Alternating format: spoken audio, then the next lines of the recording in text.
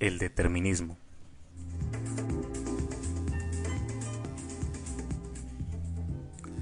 El determinismo afirma que si se conoce con total precisión tanto los acontecimientos del mundo como el pensamiento y las acciones humanas, así como las leyes que lo rigen, estos se pueden predecir, ya que todo efecto futuro es el resultado de una causa presente. Fíjense en la imagen, por ejemplo. La experiencia ha enseñado a estos hombres primitivos a saber o predecir lo que pasa si se enfrentan a una criatura con armas o sin ellas, de tal manera que es posible enseñar las consecuencias de una acción sin necesidad de ser experimentada. Hay dos tipos de determinismo: el fuerte, que no acepta para nada la intervención del azar y considera que todo es predecible, y el determinismo débil, que acepta elementos impredecibles y aleatorios.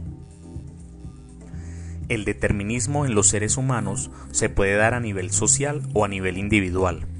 A nivel social, el determinismo puede ser económico, tecnológico, geográfico, por carácter social, de clase y religioso. A nivel individual puede ser biológico o genético, conductista, psíquico y lingüístico. Veamos brevemente cada uno de estos determinismos. El determinismo económico considera que las acciones de las personas están determinadas por el acceso a los recursos económicos, de tal manera que quien más acceso tenga a los recursos, más acciones podrá desarrollar, y viceversa, quien menos recursos económicos tenga, sus acciones se verán limitadas a unas pocas. El determinismo tecnológico cree que el acceso o no a la tecnología determina el desarrollo de ciertos comportamientos humanos. De allí que la forma de actuar de los hombres primitivos y de nosotros sea hoy tan diferente, debido al uso que hacemos hoy de la tecnología. Pregunten a sus abuelos, por ejemplo, qué acciones realizaban en las noches cuando no había electricidad en las fincas, y compárenlas con las acciones que se realizan hoy en día en las familias. El determinismo geográfico afirma que el lugar de nacimiento y el clima determinan ciertas acciones humanas. Piensen, por ejemplo, en la forma de comportarse de las personas que viven en climas fríos y de las personas que viven a orillas del mar. Los primeros tienden a ser tímidos e introvertidos debido a que el clima frío los obliga a recogerse en sus casas, mientras que los segundos tienden a ser alegres y fiesteros debido a que el calor los obliga a salir de sus casas y a socializar.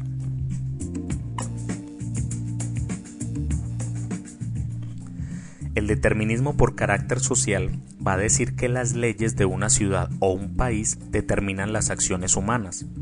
Un ejemplo claro de esto es la decisión que tomó Sócrates al beber la cicuta en su afán de cumplir cabalmente la ley que lo juzgó. En nuestro caso, hay muchas acciones que dejamos de realizar por temor a la ley, o bien por el convencimiento de que dichas leyes buscan preservar la vida y mejorar el bienestar. Piensen, por ejemplo, en no conducir un auto mientras está embriagado.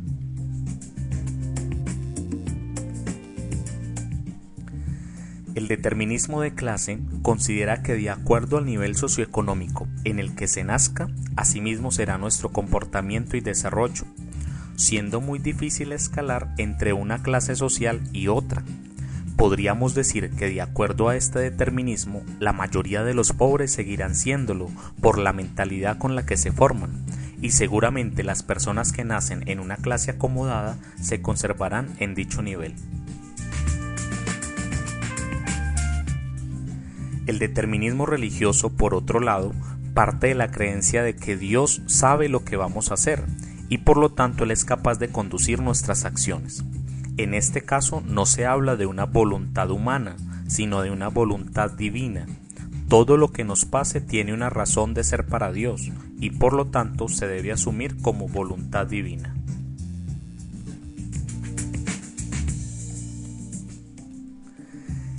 En el determinismo biológico, o también llamado genético, no solamente se heredan ciertas características físicas de nuestros padres, como el color de los ojos, por ejemplo, sino que ciertos comportamientos están determinados también por nuestros genes.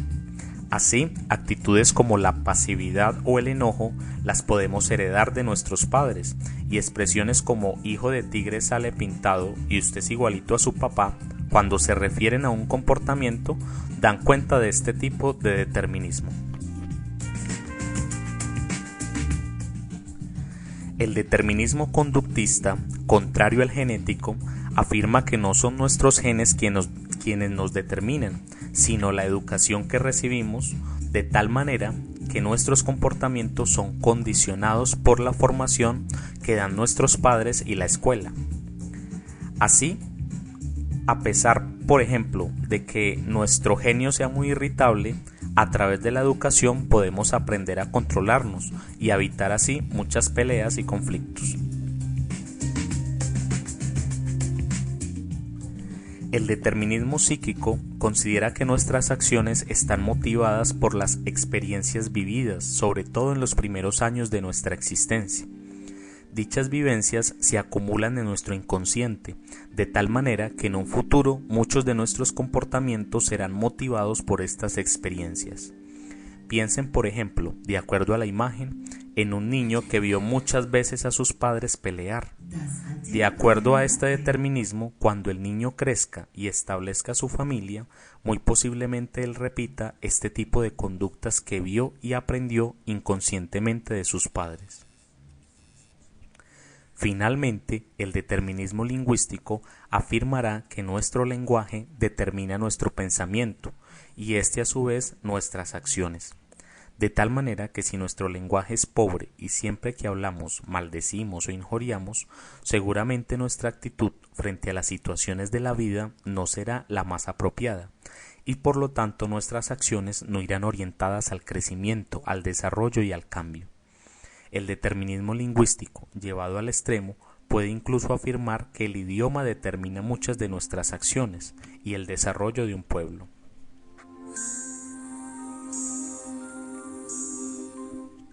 El problema del determinismo es que al poner en duda la libertad humana, pone en duda también su responsabilidad moral, es decir, que las acciones al no ser libres y voluntarias, fruto del pensamiento y la decisión, sino el resultado de cualquiera de los determinismos, el hombre no tiene por qué hacerse responsable de ellas, aunque hayan atentado contra la vida y el bienestar propio o el de los demás.